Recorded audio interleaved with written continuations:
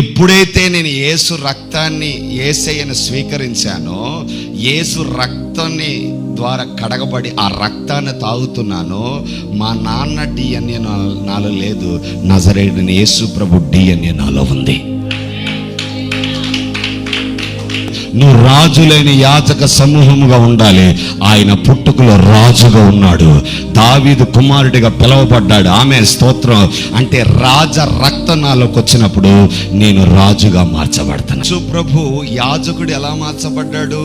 మరియమ్మ ద్వారా. మరియమ్మ లేవి గోత్రానికి సంబంధించింది కనుక ఆయన రాజుగాను ఉన్నాడు, తండ్రి పరంగా తల్లి పరంగా యాజకుడిగా కూడా పిలువబడ్డాడు.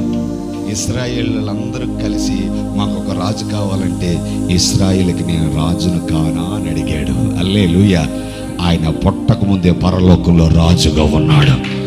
ఎప్పుడైతే ఆదాము ద్వారా పాపం అక్కడి నుంచి మొదలయ్యిందో బ్లడ్ కరప్ట్ అయిపోయింది. మీ బ్లడ్ కూడా కరప్ట్ అయిపోద్ది. ఎలా కరప్ట్ అయిపోద్ది? రెండో ఆదాము పుట్టిన నజరేయుడైన యేసుక్రీస్తుకు పుట్టిన నీవు ఏమని చెప్పాలి? సర్పమా నీ మాటను. మొదట ఆదాము అయితే సైడ్కి వెళ్ళినాడు, రెండో ఆదాము వెళ్ళిపోలేదు, మనలోనే ఉన్నాడు. హల్లెలూయా. ఆదాము చూడండి, ఇద్దరికి చాలా పోలిక. మొదటి ఆదాము దేవుని పోలికగా ఉన్నాడు, రెండోది దేవుని కుమారుడిగా ఉన్నాడు. రెండో ఆదాము దేవుని పోలికగా ఉన్నాడు, దేవుని కుమారుడిగా ఉన్నాడు. హల్లెలూయా.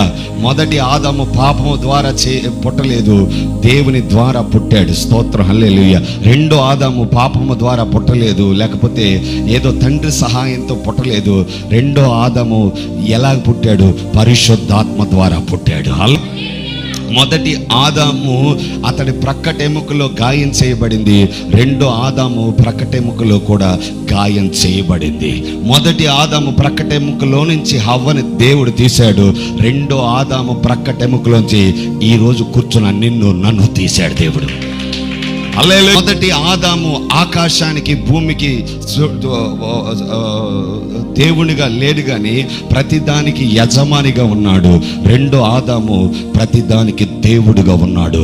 ఆ రక్తం మనలో ఉంది అంటే నాలో యేసు రక్తం ప్రవహిస్తుంది.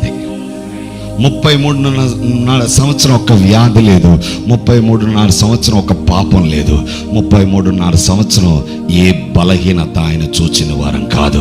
అపవాది 40 దినాల పోరాటంలో యుద్ధం చేసి గెలిచిన ఆయన 3.5 సంవత్సరం ఏ అపవాది ఆపలేనంత గొప్ప పరిచర్య ప్రారంభించాడు.